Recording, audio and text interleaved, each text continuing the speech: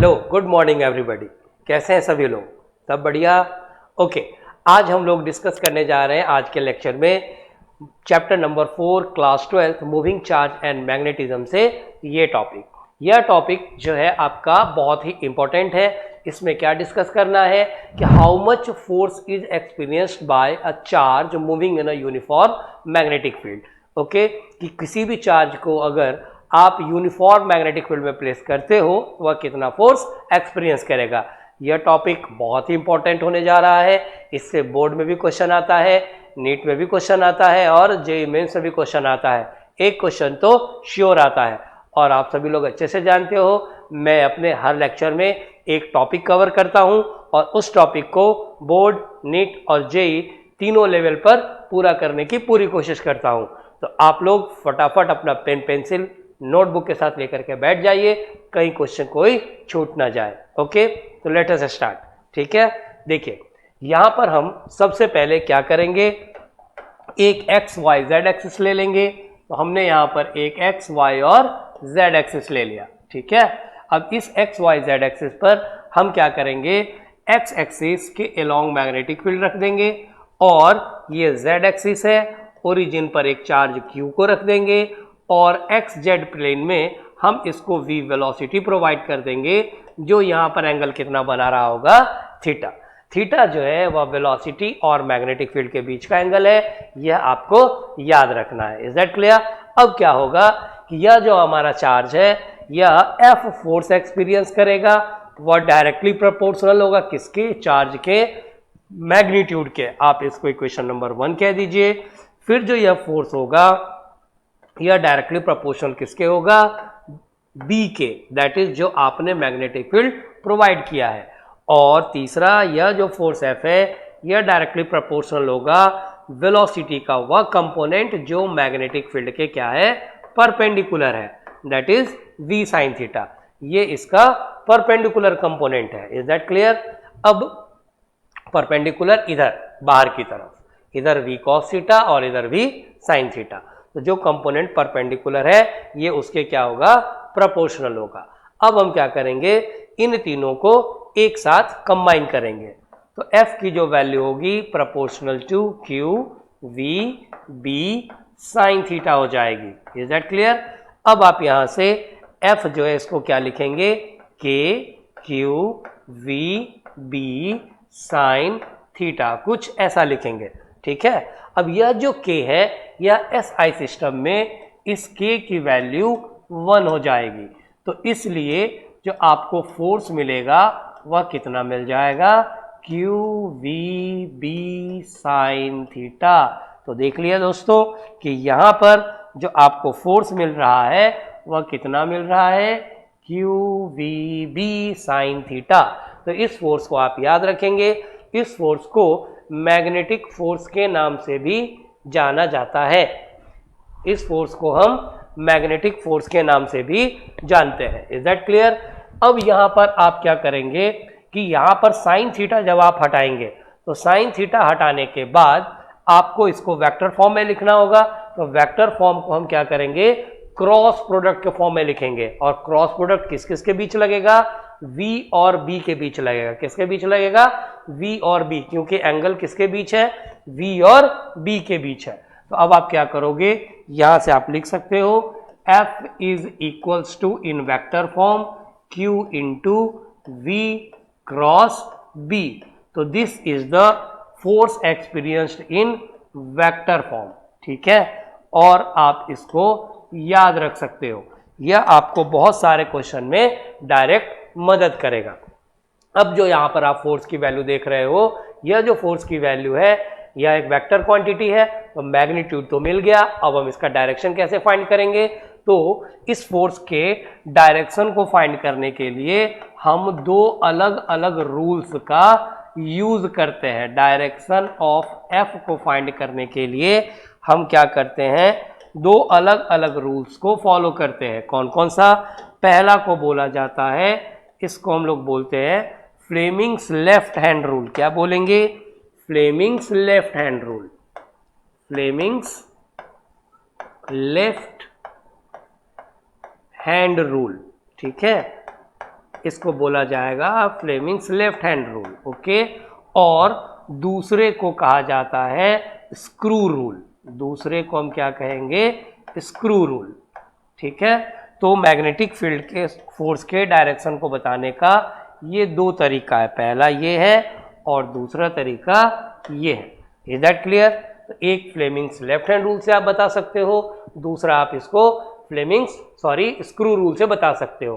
Fleming's left hand rule क्या कहता है कि आप अपने लेफ्ट हैंड के 3 फिंगर्स लीजिए, कौन कौन से, एक फिंगर आप ले लीजिए 4 फिंगर, ठीक है, आप एक ले लीजिए 4 फिंगर, ओके, दूसरा आप ले लीजिए मिडल फिंगर, ठीक है, और तीसरा आप ले लीजिए थंब, ओके।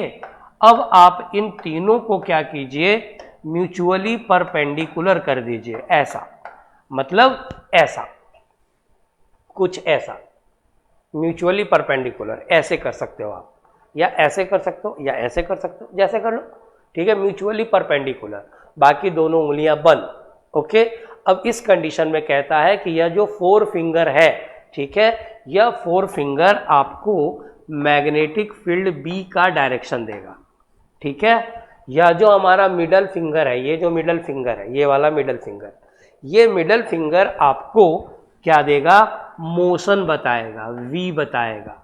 और यह जो आपका थंब है, यह जो आपका क्या है, थंब है, यह थंब आपको फोर्स एफ का डायरेक्शन बताएगा। It will give you the direction of the force.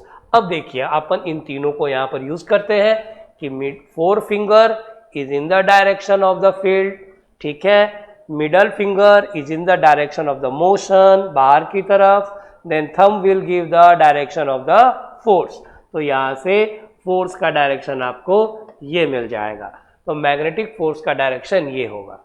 अब हमारा दूसरा तरीका है कौन सा, इसको बोला जाता है स्क्रू रूल। इसमें क्या कहा गया है कि अगर एक वेक्टर आपका इधर है ए और दूसरा वेक्टर इधर है बी, तो ए क्रॉस बी का डायरेक्शन कुछ इधर की तरफ आता है। This is the direction of A cross B. अब आप यहां पर देखो आपका फॉर्मूला, फोर्स एफ जो है वह किस पे डिपेंड कर रहा है, वी क्रॉस बी पे।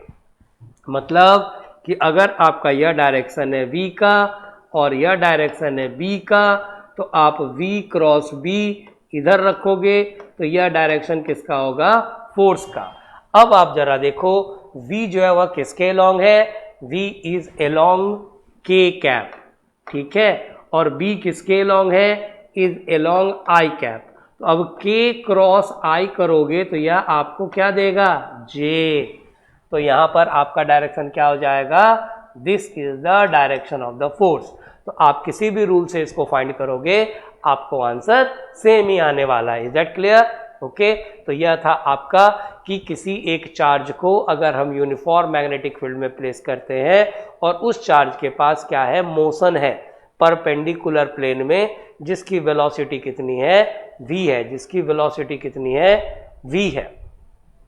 मैं फिर से रिपीट कर देता हूं कि अगर आपके पास यहां पर कोई मैग्नेटिक फील्ड है, एक्स एक्सिस के along perpendicular magnetic field B है और इधर की तरफ क्या है, हमारा फोर्स आ जाएगा according to Fleming's left hand rule. Fleming left hand rule को अगर आप यूज करोगे तो आपको यहां से फोर्स का डायरेक्शन मिल रहा है। Is that clear to everybody? Then आप यहां पर स्क्रू रूल से भी डायरेक्शन को क्या कर सकते हो, फाइंड कर सकते हो। ठीक है, तो आई थिंक यह जो पहला टॉपिक था हमारा, दैट इज कि how much force is experienced by the charge moving in the uniform magnetic field, ये आपको क्लियर हो गया होगा। फॉर्मूला है F equal to Q V B sine theta, या क्रॉस प्रोडक्ट में आप F equal to Q into V cross D लिख सकते हो। Direction of the force find करने के लिए आप फ्लेमिंग्स लेफ्ट हैंड रूल या स्क्रू रूल को आप यूज कर सकते हो। Is that clear? चलिए आगे बढ़ते हैं। अब इसमें आगे बढ़ने के लिए अपन क्या देखेंगे, अब इसमें तो इसमें अपन देखने वाले हैं कि अगर हमारा फोर्स एक्सपीरियंस F है किसी एंगल थीटा पे, F equals to Q into Q V B sine theta, ऐसा लिख लेते हैं Q V B sine theta. तो इसके स्पेशल कंडीशंस हमारे लिए क्या आने वाले हैं। ओके, तो सबसे पहला कंडीशन में हम देखते हैं कि अगर अपने को यहाँ पे दे दिया जाए कि V जो है वह क्या है, आपको पैरेलल हो जाए मैग्नेटिक फील्ड B के, दैट इज कि V और B दोनों के बीच का एंगल जो है थीटा वह कितना हो जाए, 0 हो जाए। तो यहाँ से आपको साइन 0 की वैल्यू क्या मिल जाएगी, 0, और फोर्स F का जब आप वैल्यू फाइंड करेंगे तो वह आपको क्या मिल जाएगा, 0। बट रिमेंबर, फोर्स 0 होगा, वेलोसिटी की वैल्यू 0 नहीं होगी। दैट इज फोर्स के 0 होने के बावजूद भी स्पीड 0 नहीं रहेगा। तो यहां से क्या होगा, जो हमारा चार्ज है वह क्या करेगा, charge traces straight line path. Charge क्या करेगा, एक स्ट्रेट लाइन पाथ को ट्रेस करेगा। Charge traces straight line path under the action of the magnetic field B। Is that clear?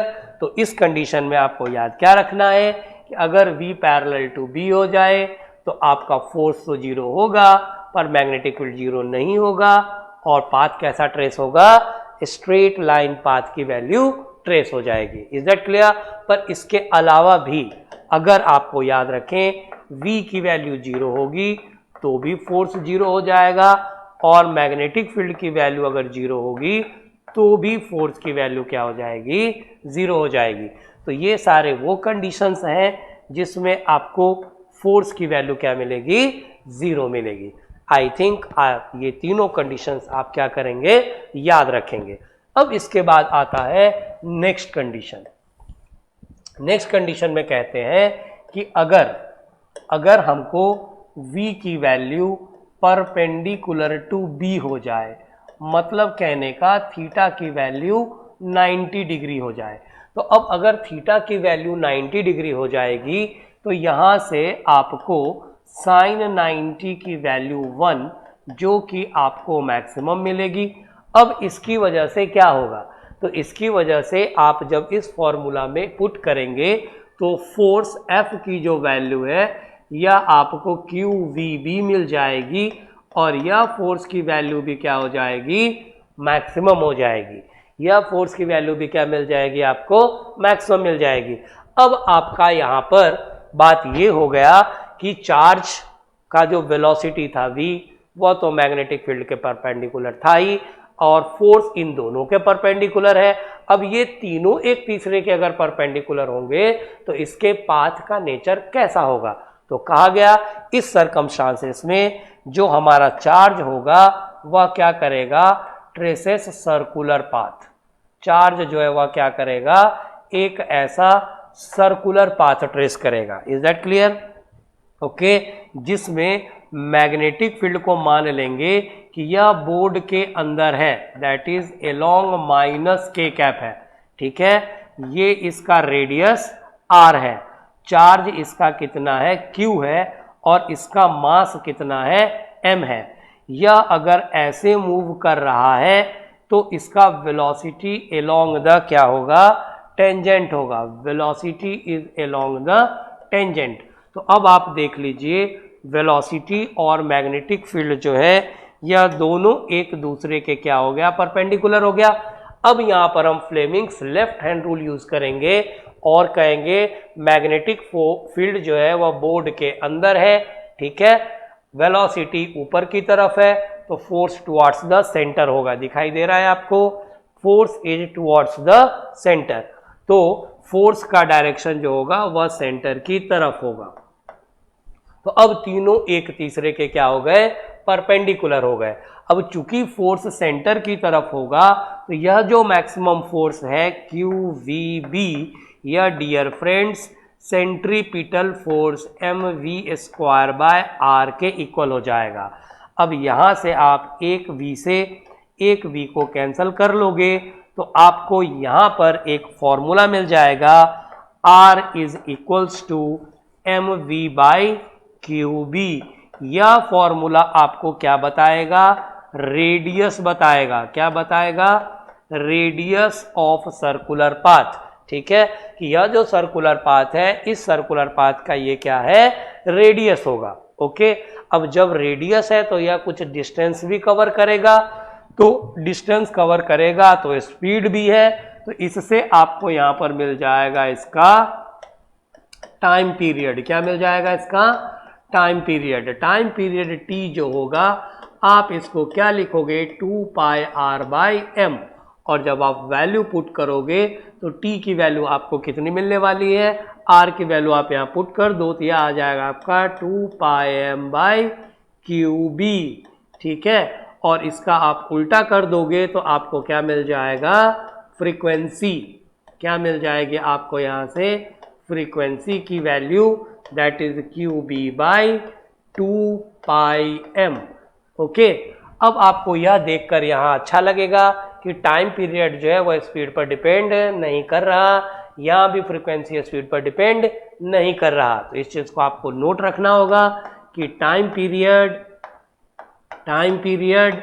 And frequency does not depends on speed, यह speed पर depend नहीं करेंगे। Is that clear? Okay, अब यह जो radius का आपने फॉर्मूला पढ़ा है इसको कई तरह से यहाँ पर रिप्रेजेंट किया जाता है, ठीक है। तो रेडियस रेशियो जो आपने यहाँ पर पढ़ा है आप उसको यहाँ से क्या क्या लिख सकते हो? देखो, m इंटू वी मोमेंटम हो जाएगा, तो आप रेडियस को क्या लिख सकते हो? mv/qb ऐसा लिख सकते हो, ठीक है। mv को आप p लिख सकते हो, p for momentum, qb p को आप क्या लिख सकते हो? √2mk, k for kinetic energy, by qb, और आप इसको क्या लिख सकते हो? काइनेटिक एनर्जी की जगह 2m charge into v for voltage, potential difference, by qb। अब आप देखो यह जो आप रिलेशन देख रहे हो, इस रिलेशन से एक एमसीक्यू पक्का होता है हर एग्जाम में। कोई क्वेश्चन पेपर ऐसा नहीं होगा अगर चैप्टर नंबर 4 है तो यहां से एक एमसीक्यूज जरूर होगा। Is that clear? तो डियर फ्रेंड्स, इस टॉपिक में हम लोगों ने क्या क्या कहा? हमने कहा कि अगर v परपेंडिकुलर टू b है, थीटा 90 डिग्री है, तो इतना फोर्स एक्सपीरियंस करेगा जिसकी वजह से जो पाथ होगा वह कैसा होगा? सर्कुलर पाथ ट्रेस करेगा। कैसा पाथ ट्रेस करेगा? सर्कुलर पाथ को ट्रेस किया जाएगा, ठीक है। यह सर्कुलर पाथ ट्रेस किया जाएगा जिसकी आपको ये रेडियस मिल जाएगी, ये उसका आपको टाइम पीरियड मिल जाएगा, ये फ्रीक्वेंसी मिल जाएगी जो डिपेंड नहीं करेगी किस पे? टाइम और स्पीड पे, और यह रेडियस का आपका डिफरेंट रेशियो आ जाएगा। तो इस तरह से हम लोग कह सकते हैं कि यह जो टॉपिक है काफ़ी ज़्यादा इम्पॉर्टेंट है, यहाँ से कोई ना कोई क्वेश्चन आना ही है, चाहे बोर्ड का एग्ज़ाम हो, नीट का एग्ज़ाम हो या आपका जेईई एग्ज़ाम हो। ओके, तो चलिए अब हम लोग इसमें थोड़ा आगे बढ़ते हैं। अब इसमें हमारा नेक्स्ट कंडीशन आता है कि when charge Q makes an angle theta which is less than 90 degree, ठीक है। अपन क्या करते हैं, यहां पर आपका एक नेक्स्ट कंडीशन आता है जिसमें हम लिख सकते हैं कि when charge Q makes angle theta with 90 degree, मतलब कि अगर हमारे पास एक ऐसा कोई आपको यूनिफॉर्म मैग्नेटिक फील्ड दे रखा हो ऐसा, और यहां पर रख दीजिए, ठीक है, और इस चार्ज का चार्ज m है और चार्ज q है और मास m है। चार्ज की वैल्यू हमने कितनी कह दी कि चार्ज की वैल्यू q है और मास क्या है?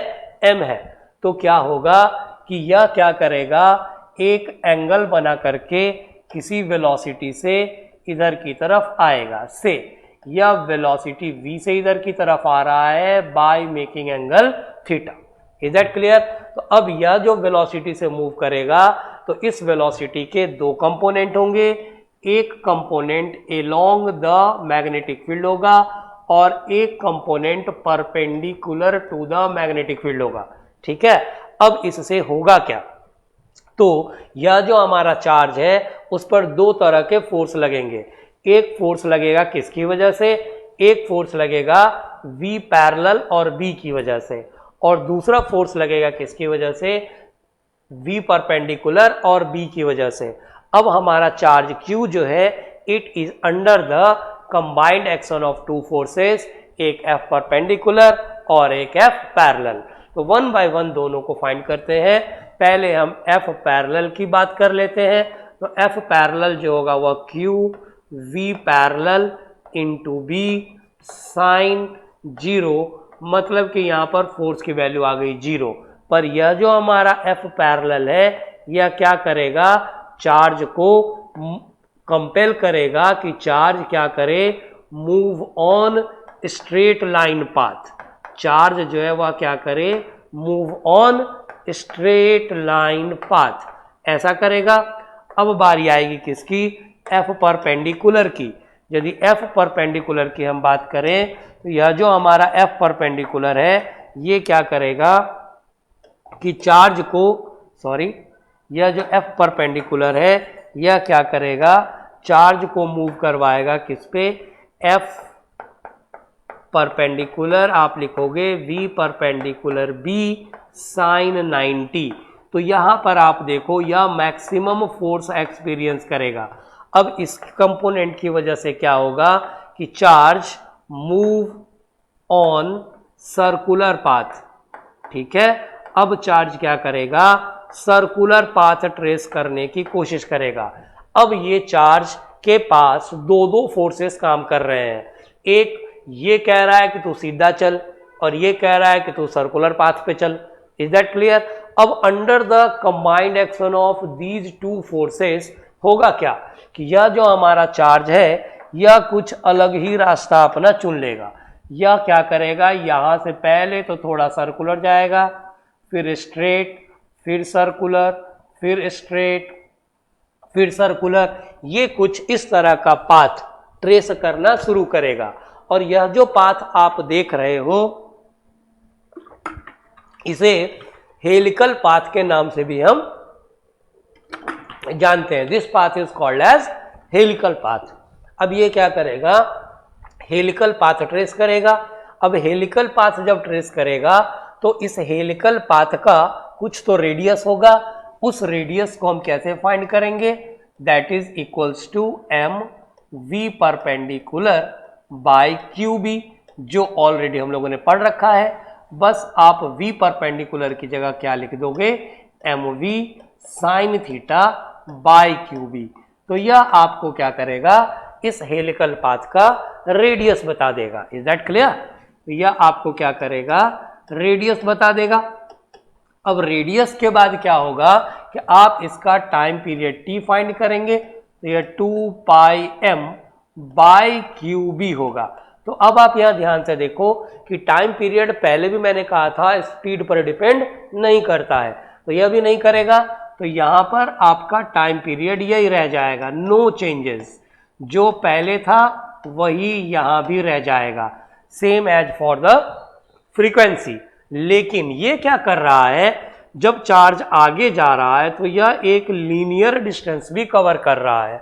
इस लीनियर डिस्टेंस को डियर फ्रेंड्स हम पिच के नाम से जानते हैं, ठीक है। हम इसे बोलते हैं पिच, PITCH।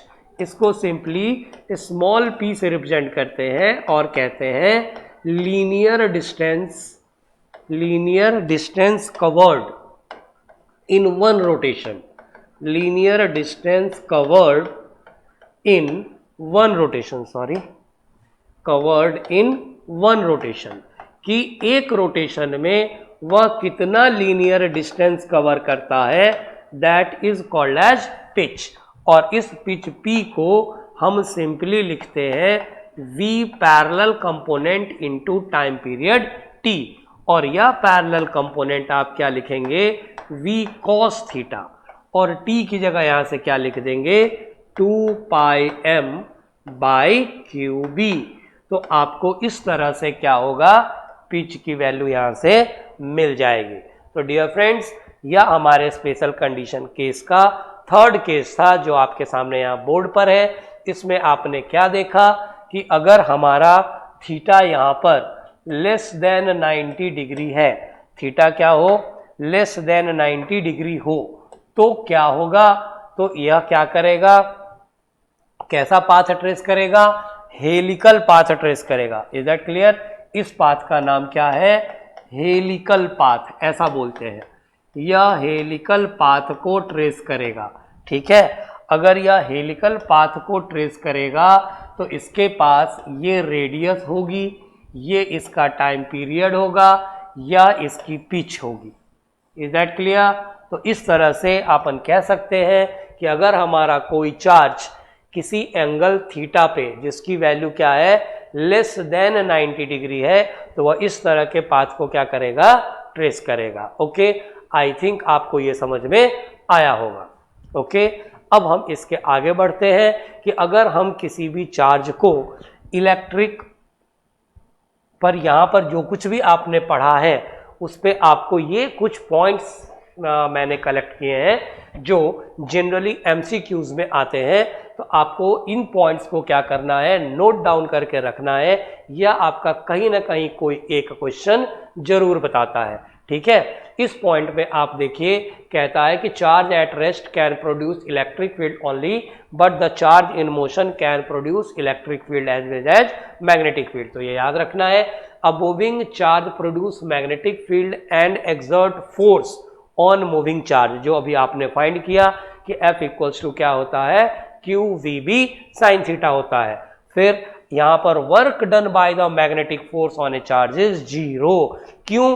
क्योंकि यहाँ पर वर्क डन का फॉर्मूला आप क्या लिखते हो, वर्क डन का फॉर्मूला आप FD cos थीटा लिख देते हो, है ना। अब यहाँ से यदि आप वर्क डन फाइंड करोगे तो यहाँ पर आपको वर्क डन की जो वैल्यू होगी वह क्या मिलने वाली है, 0 मिलने वाली है।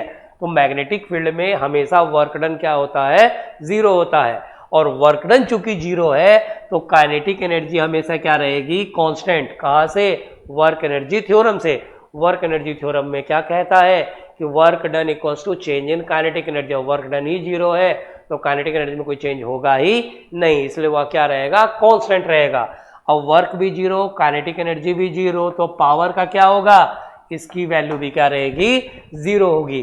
तो कई बार एमसीक्यूज में हमको क्या कहता है, कोई क्वेश्चन रखकर छोड़ देता है मैग्नेटिक फील्ड का, और इन तीनों में से कोई एक कहता है, उसमें ऑप्शन 0 होता है। तो आपको ये चीज ध्यान पे रखनी है। ठीक है, अब इसके बाद नेक्स्ट कहता है कि मूविंग चार्ज आइदर एक्सेलरेटेड और retarded by the magnetic field, but its direction of motion changes due to magnetic force.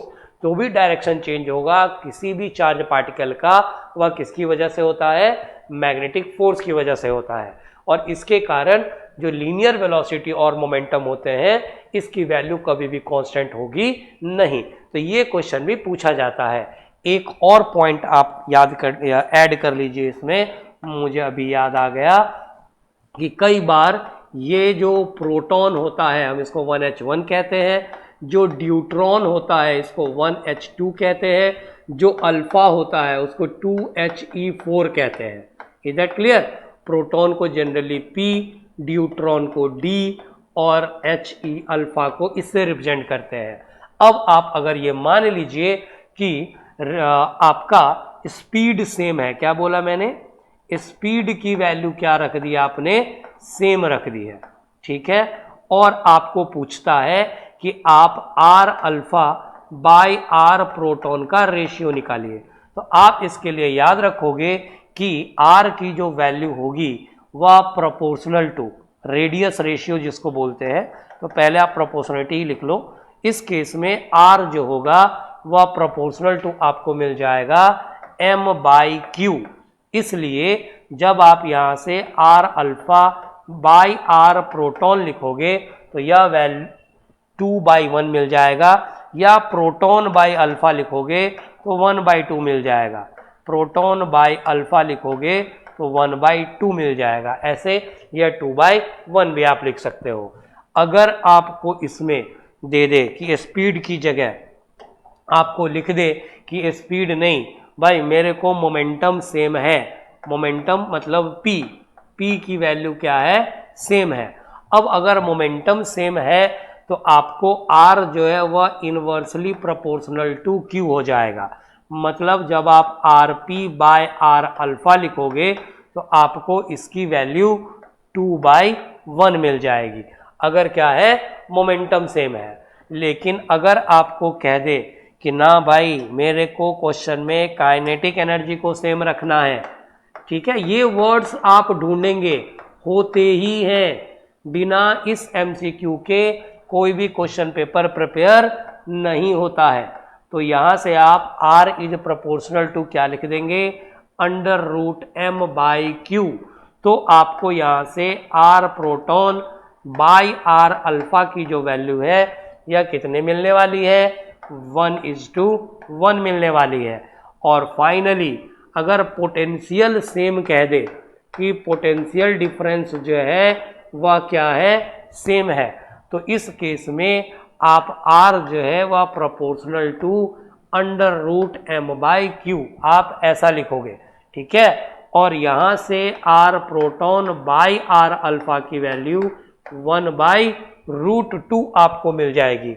अब आप यह टेबल अगर आप याद रखते हो तो आप बोर्ड से लेकर नीट से लेकर जेई तक में एक क्वेश्चन आपका कहीं जा रहा नहीं है। Is that clear?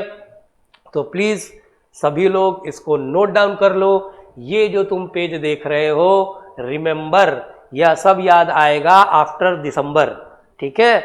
दिसंबर के बाद जब तुम एग्जाम्स दोगे, तुम्हारे स्कूल में एग्जाम्स होंगे, नीट के पेपर दोगे, जेई के पेपर दोगे, तो इस तरह के क्वेश्चंस जो है तुमको पेपर में जरूर देखने को मिलेंगे, ठीक है। तो आप इसको नोट डाउन कर लो, ठीक है, ओके। अब हम इसके बाद नेक्स्ट टॉपिक पर आते हैं, ठीक है। नेक्स्ट टॉपिक में लिखा है Lorentz magnetic force. Lorentz magnetic force का मतलब क्या, सबसे पहले हम ये समझते हैं। तो देखो, अभी हम लोगों ने इंपॉर्टेंट पॉइंट में क्या पढ़ा था कि हमारे पास जो भी इलेक्ट्रिक चार्ज होते हैं वह इलेक्ट्रिक फील्ड भी प्रोड्यूस करते हैं, यदि वो मोशन में होते हैं तो मैग्नेटिक फील्ड भी प्रोड्यूस करते हैं। तो अब हमने क्या किया कि एक चार्ज लिया और उसको एक्सटर्नल यूनिफॉर्म इलेक्ट्रिक फील्ड में और एक्सटर्नल यूनिफॉर्म मैग्नेटिक फील्ड में प्लेस कर दिया, ठीक है। और फिर देखेंगे कि उसका बिहेवियर क्या होता है। तो इसमें कहा गया कि आप एक ऐसा वाई एक्सिस ले लो, ठीक है, और एक आप एक्स एक्सिस ले लो। तो ये वाई एक्सिस ले लिया, ये एक्स एक्सिस ले लिया और तीसरा जेड एक्सिस ले लो। तो हमने तीनों एक्सिस ले लिया।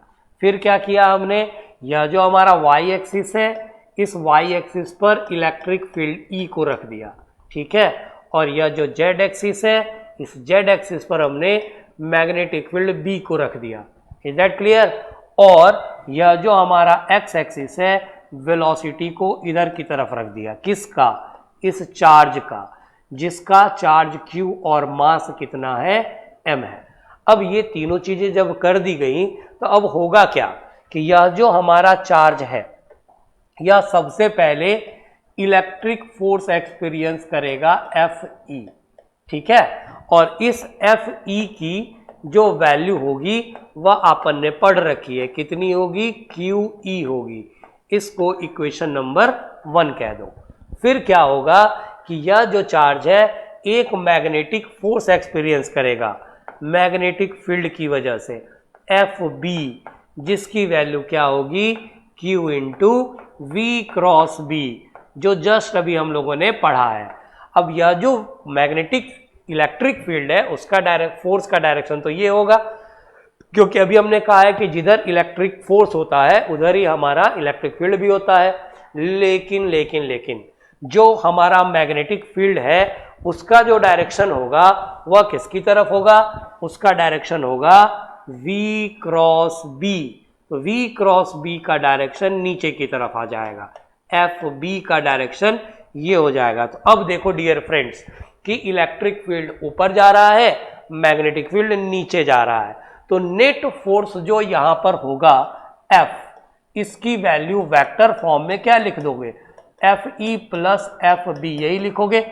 और इसकी वैल्यू को पुट कर दो तो FE की जगह QE लिखोगे प्लस FB की जगह Q into V cross B, कुछ ऐसा लिखोगे। अब यह जो तुमको फोर्स आया इसी फोर्स को लॉरेंज फोर्स के नाम से भी जाना जाता है। This force is also known as Lorentz force. Is that clear? Okay, तो इस फोर्स को ध्यान पे रखेंगे। ये फोर्स कब यूज होता है? जैसा कि मैंने कहा, जब इलेक्ट्रिक और मैग्नेटिक फील्ड दोनों होते हैं। अब बात ये आती है कि अगर इलेक्ट्रिक फोर्स की वैल्यू ज्यादा हुई तो ऊपर चला जाएगा, अगर मैग्नेटिक फोर्स की वैल्यू ज्यादा हुई तो यह नीचे चला आएगा। अब बात यह है कि अगर मैं चाहता हूं कि यह इस ओरिजिन पर ही रहे, that is to keep the charge at the origin, ठीक है, तो क्या होगा? तो इस कंडीशन में to keep the charge at origin, कि ना भाई चार्ज मेरा ओरिजिन पर ही रहना चाहिए, तो अपने को क्या कंडीशन होगा कि भाई मैक्सिमम मैग्नेटिक फील्ड जो है, मैक्सिमम मैग्नेटिक फील्ड की वैल्यू इलेक्ट्रिक फील्ड के बराबर होनी चाहिए, तभी हमारा चार्ज जो है वह क्या होगा, अपनी जगह पे रहेगा। तो मैक्सिमम मैग्नेटिक फील्ड जो होती है डियर फ्रेंड्स, वह कितनी हो सकती है? QV भी हो सकती है, और इलेक्ट्रिक फील्ड कितनी हो सकती है? Q इंटू E हो सकती है। अब आप जरा देखो कि Q से Q क्या होगा, कैंसल आउट हो जाएगा, और यहां पर आपको V equals to E by B मिल जाएगा। अब आप यह जो फॉर्मूला देख रहे हो, इस फॉर्मूला को हम वेलोसिटी सेलेक्टर के नाम से जानते हैं। This formula is known as velocity selector बोला जाता है, और इसी फॉर्मूला पे भी बहुत सारे क्वेश्चंस आते हैं। वेलोसिटी सेलेक्टर कहते हैं इसे, this is called as velocity selector, और इस फॉर्मूला पे भी बहुत सारे क्वेश्चंस टाइम एंड अगेन आते रहते हैं। और हमारा आगे जाकर आप पढ़ोगे, एक चैप्टर भी है, चैप्टर नंबर 8 इलेक्ट्रोमैग्नेटिक वेव्स, उसमें भी इसका यूज आपको मिलेगा। Is that clear? तो यह कंडीशन था हमारा कि लॉरेंज मैग्नेटिक फोर्स क्या होता है। तो इसमें हमको याद क्या रखनी है बातें, कि हमारा चार्ज जो है वह प्लेस्ड है कहां पर? Uniform electric field, uniform magnetic field, electric field along Y, magnetic field along Z, और मोशन हमने उसको किधर प्रोवाइड किया? अलोंग वी, ठीक है।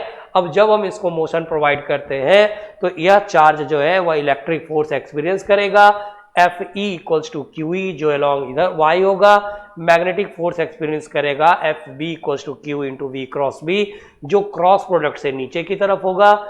लेकिन हम वेक्टर फॉर्म में जब इन दोनों का रिजल्टेंट फाइंड करेंगे तो हम क्या लिखेंगे? F equals to F E plus F B, ये वेक्टर फॉर्म है। तो यहां से f की जो टोटल वैल्यू होगी यह Q E plus Q into V cross B हमें मिलेगी। अब यहां पर अगर हम चार्ज को क्या करना चाहते हैं? ओरिजिन पे ही रखना चाहते हैं, तो मैक्सिमम फोर्स की वैल्यू इलेक्ट्रिक फोर्स के बराबर होनी चाहिए। तो यहां से आपको एक नया टर्म मिलेगा जिसको बोला जाता है वेलोसिटी सेलेक्टर। तो आई होप कि आप सभी लोगों को ये चीज समझ में आ गई होगी। Is that clear? बोलो हाँ कि ना। तो वेलोसिटी सेलेक्टर का मतलब समझ में आया? ओके, अब इसके बाद नेक्स्ट जो हमको समझना है कि अरे इलेक्ट्रिक फील्ड और मैग्नेटिक फील्ड, या इलेक्ट्रिक फोर्स और मैग्नेटिक फोर्स के बीच में क्या फर्क होता है, ठीक है।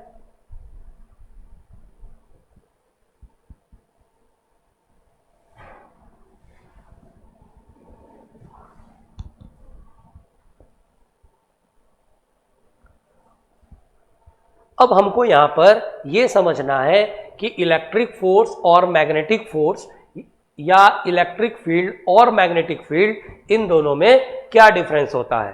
तो पहले हम बात करेंगे इलेक्ट्रिक फोर्स की, फिर हम फील्ड का भी डिस्कशन कर लेंगे।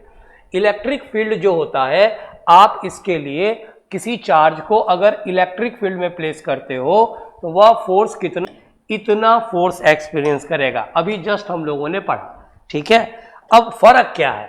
तो कहा गया कि जो इलेक्ट्रिक फोर्स होगा और जो इलेक्ट्रिक फील्ड होगा, इन दोनों का डायरेक्शन हमेशा सेम होगा। मतलब इलेक्ट्रिक फोर्स जो होगा, इलेक्ट्रिक फोर्स, ठीक है, is along electric field E, जबकि आपने इसमें क्या पढ़ा कि यह इसके क्या होगा, परपेंडिकुलर होगा। मैग्नेटिक फोर्स जो होगा वह क्या होगा, परपेंडिकुलर टू बी होगा। यह पहला डिफरेंस, ठीक है। दूसरा कि आपने यहां पर क्या पढ़ा था कि इलेक्ट्रिक मैग्नेटिक फोर्स जो है, मैग्नेटिक फोर्स, इसमें आप यहां देखिए वेलोसिटी है, मतलब magnetic force depends on V, यह वेलोसिटी या स्पीड पर क्या करेगा, डिपेंड करेगा। लेकिन इलेक्ट्रिक फोर्स डज नॉट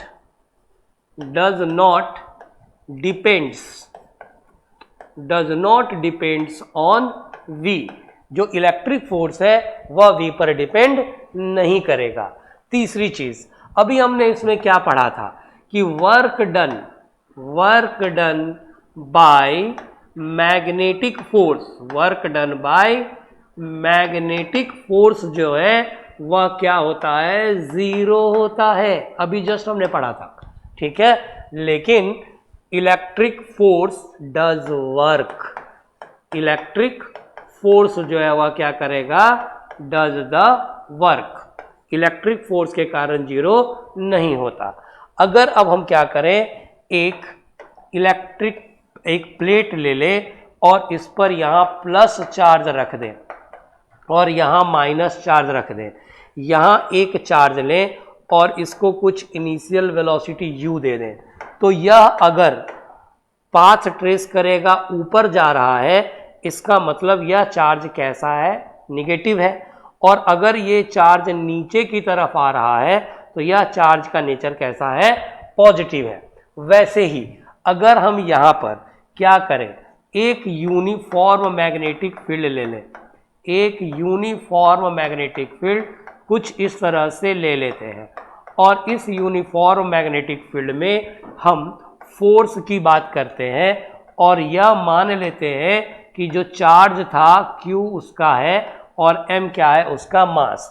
अगर यह उसका इनिशियल डायरेक्शन है, कैसा डायरेक्शन है, इनिशियल डायरेक्शन है चार्ज का, तो अगर चार्ज आपका यहां से क्लॉकवाइज जाने लगती है तो समझ जाने का, क्लॉकवाइज जाने लगती है तो समझ जाने का कि यह निगेटिव चार्ज है। कैसा चार्ज है, ये निगेटिव चार्ज है। और अगर ये एंटी क्लॉकवाइज जाने लगती है, अगर ये एंटी क्लॉकवाइज अगर ये यहाँ से आपको एंटी क्लॉकवाइज जाने लगती है तो आपको यह समझ जाने का है कि यह क्या है, पॉजिटिव चार्ज है। तो यहाँ पर डिफरेंस बिटवीन आप इलेक्ट्रिक फोर्स और मैग्नेटिक फोर्स, इन दोनों के बीच में आपने यहाँ पे डिफरेंस देखा। यह डिफरेंस काफ़ी काम का है, यह डिफरेंस आपको बहुत सारे क्वेश्चंस में मदद करता है। हम जानते हैं कि हमारे एग्जामिनेशन पैटर्न में क्या है, असर्शन और रीजनिंग नाम का भी चीज़ आता है, तो वहाँ पर ये सारी चीज़ें आपको बहुत काम करेंगी।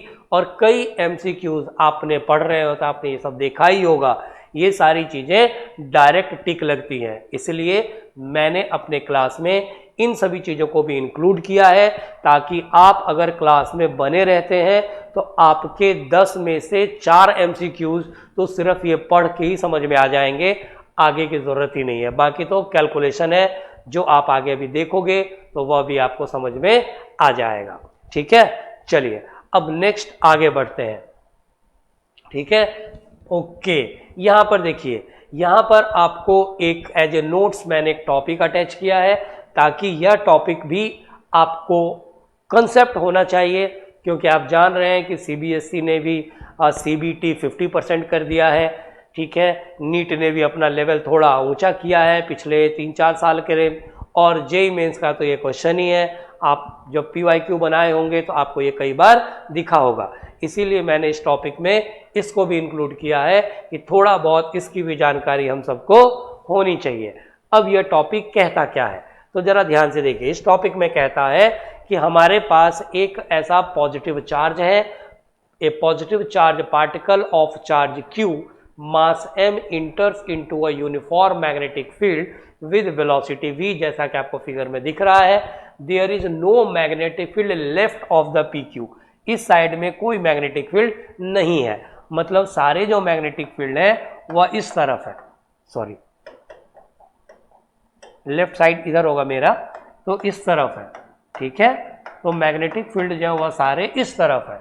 ओके, तो क्वेश्चन कहता है find the time spent, distance travelled and the impulse of the force. तो देखिए आपको क्या समझना है, इसमें सिंपल है, कोई बहुत बड़ी चीज नहीं है कि यह एक PQ लाइन आपको दे दिया कि ये P है ये Q है, यहां से कोई चार्ज पार्टिकल यहाँ पे इन करेगा जो क्या कर रहा है, यहाँ पर कोई एंगल थीटा बना रहा है विथ एनी वेलोसिटी v, इधर मैग्नेटिक फील्ड B है अंदर की तरफ, तो मैग्नेटिक फील्ड B जो है यह वेलोसिटी के आप देखिए परपेंडिकुलर है, ठीक है। तो अगर अभी आपने पढ़ा था कि वेलोसिटी और मैग्नेटिक फील्ड एक दूसरे के अगर परपेंडिकुलर होते हैं तो वह सर्कुलर पाथ ट्रेस करते हैं, तो यह भी क्या करेगा कि जब इस मैग्नेटिक फील्ड में इन करेगा तो एक आर्क ट्रेस करेगा, जब तक वो मैग्नेटिक फील्ड के अंदर है तब तक वह सर्कुलर पाथ ट्रेस करेगा, मतलब ये ऐसे इन कर रहा है तो ऐसे करके ऐसे बाहर आएगा, तो यह क्या करेगा एक ऐसा सर्कुलर पाथ यहां से ट्रेस करने की कोशिश करेगा और यहां से ये ऐसे बाहर आ जाएगा, जैसे मैग्नेटिक फील्ड से ये इस पोजीशन से ये क्या होगा बाहर आ जाएगा। Is that clear?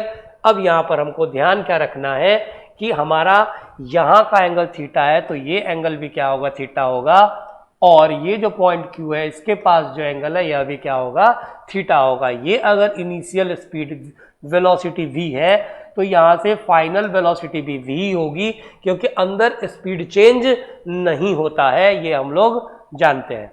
Is that clear? इस सर्कुलर पाथ का कहीं ना कहीं सेंटर C होगा, ठीक है, जहां से आप इसको इस पॉइंट को आप क्या कीजिए इस तरह से मिला दीजिए, तो यहाँ सेंटर पर ज्योमेट्री से जो आपको एंगल मिलेगी वह क्या हो जाएगी सेम हो जाएगी। Is that clear?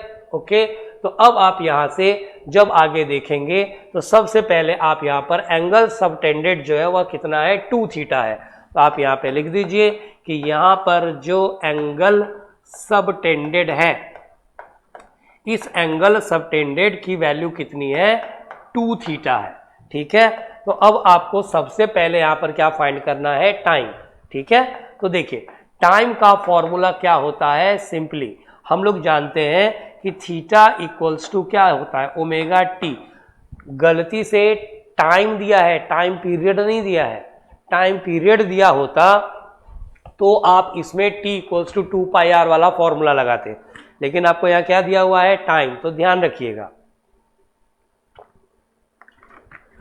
अब यह जो टाइम है t, इस टाइम t की वैल्यू आप यहां से कैसे फाइंड कर सकते हैं, t is equals to theta by omega, तो यहां से आपको क्या मिल जाएगा टाइम की वैल्यू मिल जाएगी। Is that clear? अब आप यहां से थीटा बाई ओमेगा, ओमेगा की वैल्यू आप जानते हैं क्या होगा क्यू बी बाई एम, क्या लिखते हैं हम क्यू बी बाई एम, ये होता है। तो यहां से टाइम पीरियड की value theta equals to Q B by M लिख देंगे, तो यहां से हमको क्या मिल गया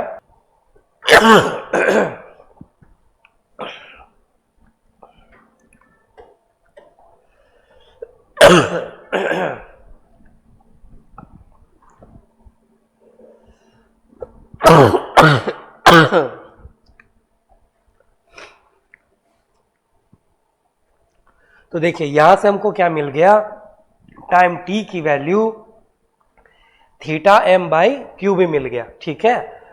अब हमको यहां से क्या कहता है distance travelled in magnetic field, इसमें अपन क्या कहते हैं change in momentum, impulse is equals to p final minus p initial, that is change in momentum. अब यहां से आप अगर p इनिशियल देखो तो मोमेंटम आपका इधर की तरफ है m इंटू वी इनिशियल, और ये एंगल आपका थीटा है, तो आप यहां से इसको क्या लिखोगे M V sine theta I cap, और इसको क्या लिखोगे M V sine theta J cap, यह आपका इनिशियल मोमेंटम हो गया। अब मैं बात करूं फाइनल की, तो फाइनल आप देखो वेलोसिटी इधर जा रही है, एक कंपोनेंट ऊपर है और एक इधर आएगा। इधर जो आएगा वह क्या होगा, एम वी साइन थीटा होगा जो अलोंग माइनस जे कैप है, और एक इधर होगा जो एम वी कॉस थीटा होगा जो सॉरी ये माइनस आई कैप है जो इधर क्या है आपका जे कैप के अलोंग है। अब आप ये दोनों वैल्यू यहां पर पुट कर दीजिए तो आपको आ जाएगा delta P that is impulse.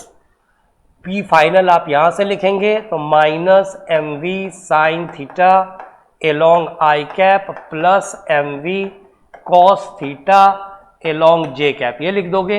अब माइनस वापस यहां आ जाओगे, M V sine theta I cap और फिर यहां से plus M V cos theta J cap, कुछ ऐसा लिख दोगे।